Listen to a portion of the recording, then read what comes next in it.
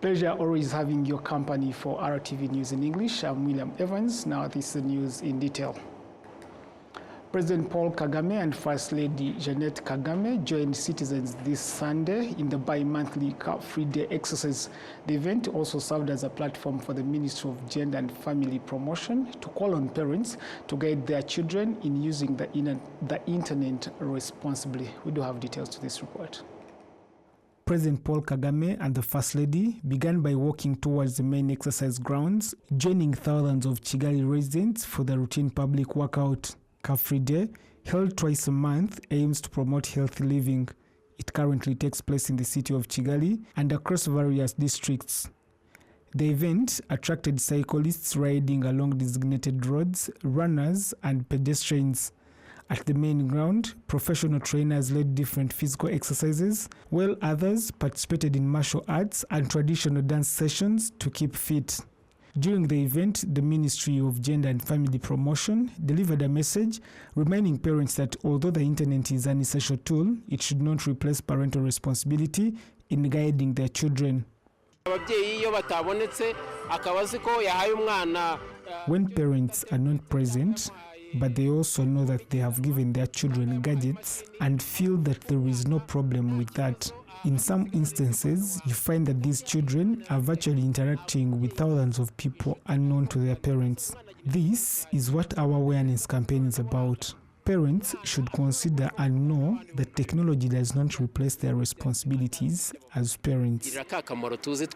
Some parents say that the issue of children misusing the internet should primarily be addressed at the family level in collaboration with internet service providers.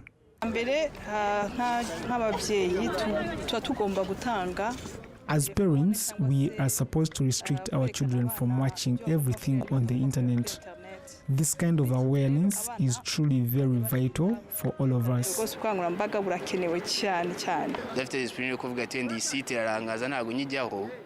Honestly speaking, several kids spend a lot of time on TikTok and Instagram and other social media platforms. Usually, it's not on academic pages or anything. Meanwhile, the head of digital transformation at the Ministry of ICT and Innovation says that the government is working closely with internet service providers to strengthen child online protection mechanisms. Technically speaking, there is something called parental control, which I encourage parents to use, but also they should be taught more about this by their different service providers. On February 10th, Rwanda launched for aimed at helping children use the internet safely and equipping parents with guidance tools. The awareness drive is scheduled to run until the end of this month. Now, in collaboration with the United Nations Children's Fund, the government of Rwanda has been actively working to ensure that children are able to go online and use the internet safely. Now, RBA spoke to UNICEF's Rwanda's deputy representative for the programs during Car-Free Day activities, and this is what he had to say about this initiative. This day today is we're celebrating a very important day, which is Car-Free Day here in Rwanda. Healthy lives, healthy lifestyles, so that everybody is safe and in a safe environment. But we also have another space where we should also be protecting children, which is the digital space. So today we are also celebrating the Internet Safety Day, where we want every child that is online to be protected. So to achieve this day to safety online, we've been working with the Ministry of Information and Communication Technology. We've been working with the NCDA, and we've also been working with other private sector partners such as MTN. We have come together with government to make sure that we can develop policies. We can also provide guidelines that allow for children to be safe online, and also that should extend to the offline spaces. There are a lot of risks that are associated with the internet, but we know that we are living in a digital world now, and there's a lot lot of opportunity that comes with digital spaces. Young people can learn, gain new skills, but the risk associated with this include cyberbullying, exposure to information such as pornographic material, also the risk of being trafficked also can be done through internet. And so we are working with the government, private sector such as MTN, NCDA, Ministry of ICT to ensure that we come together and create safe spaces for all children in Rwanda and beyond. Parents are the custodians of tools that allow for access to digital spaces. So we encourage every parent to ensure that they put in place guides on internet to also educate themselves about the dangers of the internet as well as the opportunity. We're not just about the dangers, but also we want the parents to learn so that they can protect young people online. Now, Israeli rider Itamar Einhorn, who competes for the NSN development team of Switzerland, has won the first stage of the 2026 Tour du Rwanda, while Rwandan rider Eric Muhoza of Team Aman finished in the 11th place. The race started in Rukomo in Gicumbi district, passing through Nyagatare, Gasibo and Kayonza before finishing in Rwamagana. A total of 84 riders from 17 teams competed over a distance of 173.6 kilometers, while the competition also attracted large crowds of spectators who lined up along roadsides to watch the race. Eric Moza, who clocked 4 hours and 4 seconds, was the best placed Rwandan rider. The head coach of the Rwandan team, Felix Semhoma, has observed that although they did not win the opening stage, they are confident of performing well in the remaining stages. By winning the first stage, Atamal has claimed the yellow jersey. Wearing the jersey also signifies that he leads the overall standings and will aim to retain it over the remaining 7 days of the race. I will help my guys, my teammates to have the yellow jersey in the rest of the week. I will wear it proudly tomorrow, and then we continue for the climbs. The second day of the Tour du Rwanda, riders will depart from Nyamata in Bugesera district and head to Huye district, covering a distance of 134.6 kilometers. Now, public and private institutions say that they are encouraged by the growing number of visitors coming to Rwanda for various reasons, including sports tourism. This comes as Rwanda hosts the 8-day international cycling Tour du Rwanda, which began earlier today. We do have details.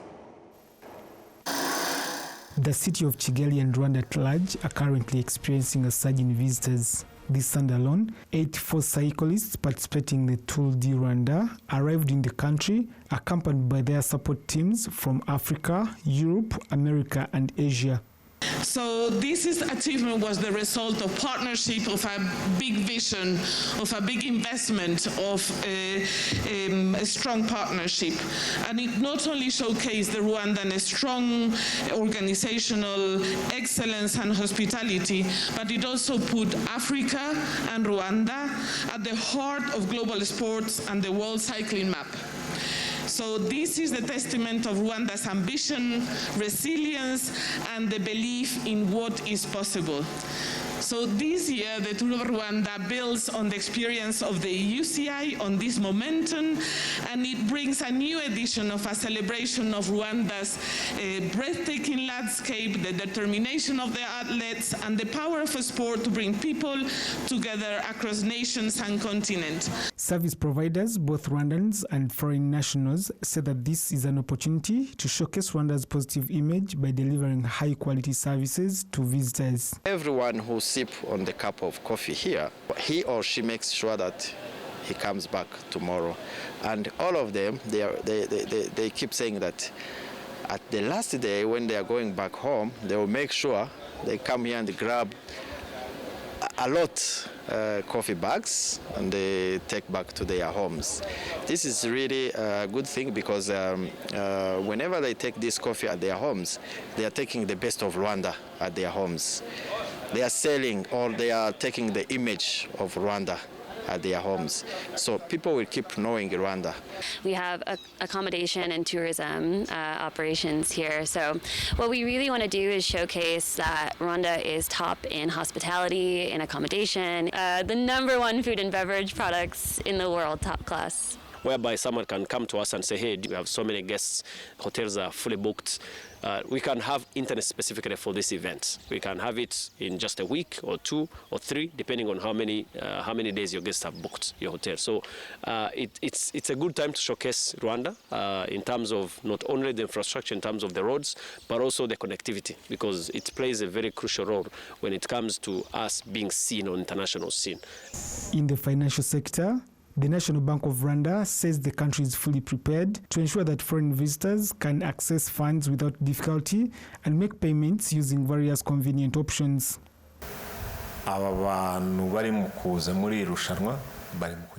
The people attending this sporting event are booking hotels, using cabs and other different services.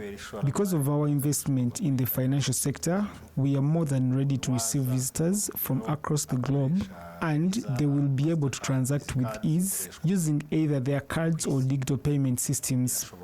This is something that highlights our development in the financial sector to be able to serve needs of international travelers to Rwanda. Economic analyst Strato Habyarimana says that hosting a large number of international visitors benefits the country through increased foreign currency inflows, underscoring the importance of efficient service delivery. This is a good thing because it showcases our country and also economically grows us. But beyond all that, it's also a great opportunity for investors to identify growing investment opportunities and invest in them.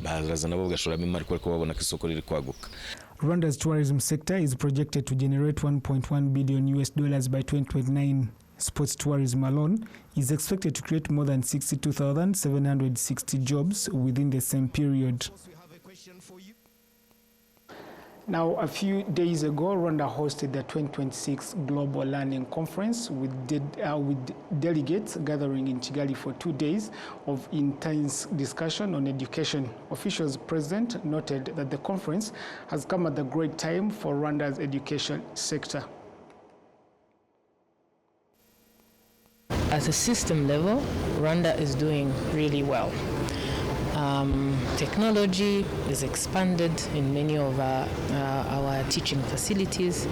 I would say in many of our curricula, we've already embedded many of these new technologies where we've started training our teachers to ensure that they are also at par with these newest trends.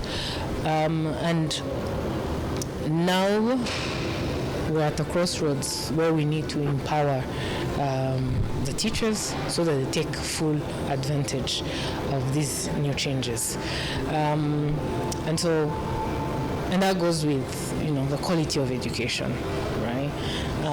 In the face of these changing times and changing trends, the one question remains, is the quality of education keeping up with those trends? Now, the learning process is not confined to just the education sector here in Rwanda, and the top officials in the country's Ministry of Public Service and Labor emphasize that employees are expected to update their knowledge and skills to match the global pace of development. When we look at Rwanda as a country where we want to focus as we prepare our workforce that is also employable, the one are fundamental skills. I think even with AI, they are non-negotiable. We will need them. Literacy, numeracy, digital literacy, AI literacy, we've seen it, and financial literacy, they remain essential. They will be, we will need them for whatever transformation we will be talking about. The second one is cognitive and adaptive skills. So artificial intelligence and automation reshape the industries. Routine work is declining. So what matters most, it has been said, critical thinking, creativity, etc. But the future will reward adaptability, but not repetition. So how adaptable will be our young people that will be the workforce of tomorrow? Now, the Global Learning Conference in Africa convened leading educators, thought leaders, policy and decision makers, entrepreneurs and multi-generational learners to address these systematic issues, to reshape the future of learning and to drive impact at scale. The gathering offered a unique opportunity to collaborate across geographies, sectors and disciplines to design resilient pathways for the future of learning and education and spark innovations that respond to our most pressing global challenges. Now, that brings us to the end of tonight's bulletin, but let me remind you that tomorrow, 12D Rwanda goes for 134.6 kilometers from Nyamata to Huye, and as one nation, one spirit, be there, be loud, and be proud. I'm William Evans. Have a good night, good luck, and goodbye.